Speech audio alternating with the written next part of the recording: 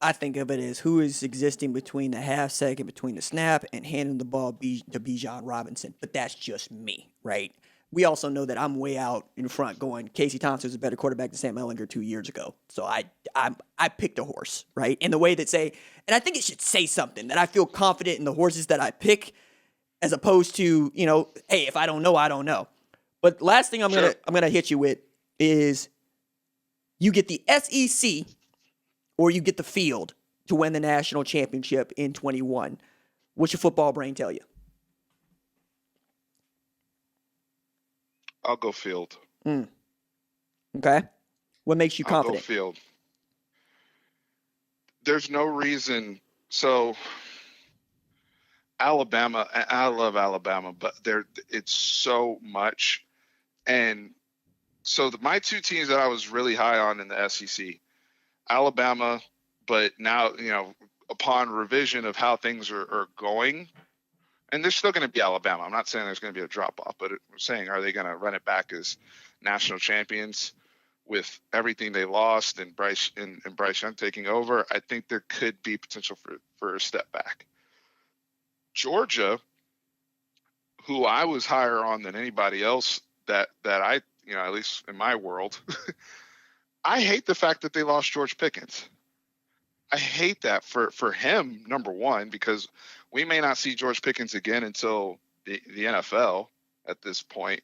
Now, I know Blaylock's coming back. That's huge. Jermaine Burton's going to take a step up, and they got, my man Washington at time. Like, JT Daniels still has so much around him. So it's not the end-all, be-all. But I do have questions about Georgia.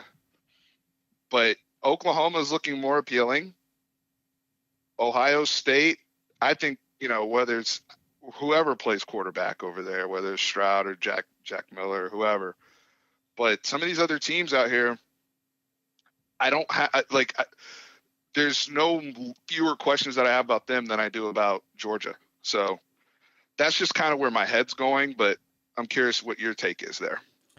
I picked Oklahoma to win the national championship, and I've been basically picking Oklahoma to win the national championship at 21 for the past 2 years, mostly on the strength of the 2019 recruiting class, knowing what Rattler is, knowing the guys that wanted to play with him, and knowing how Lincoln Riley was committed to the defense after, firing Mike Stoops, bringing in Alex Grinch, seeing that Alex Grinch not only flipped the program, but finished top 15 in SP+. I think this is the window year, just like 2017 was the window year. And if you don't win it this year, it's going to be a couple of years, right? I also think that Ohio State is a quarterback away, like literally. And if C.J. Stroud, Jack Miller, Kyle McCord can spin it, they're going to be right there because I just don't see a team in the Big Ten that's going to be able to beat them. Though Indiana gets Michael Penix Jr. back, you might be able to tell me something, right? See what Penn State looks like. And then Oregon feels good. USC feels good. So I really want to see if they can meet up again in the championship game, this time with Oregon actually winning the division. And then see, if one of those teams is undefeated as well. Oregon plays Ohio State. I think that's a play-in game right away. Whoever wins that game in September has their shoe in the door. Whoever loses that game, they're going to have to hope somebody else gives them an opening. So I'm picking the field, but the reason I phrase it that way is precisely because the SEC is the SEC. LSU is talented. Like, if you gave me LSU versus Texas right now, I would have a very difficult time picking against LSU on sheer talent because the way I feel about LSU this year is the way that I felt about Texas in 2020. It was all there if y'all could put it together. Things happen. I get all of that, right? You got to get past Iowa State in their magic year, and for whatever reason, Gary Patterson finds a way to pull up to your house and bust off shots. He can do it. Nobody likes getting up for Texas like Gary Patterson, not even Oklahoma. But I look at Georgia in very much the same way. This is a magic year for them. They're talented all throughout that conference, and that's really what the discussion is about. How do people get to the SEC's level? That is Stephen Ngati. Catch him over at Fanatic Perspective. Catch him on Twitter at fan_perspective. The man is keeping you up on all things Texas. He even talks about college basketball. I learned something. when he says something. It is not something I can say about a lot of sports talk show hosts. Y'all know how I feel about this.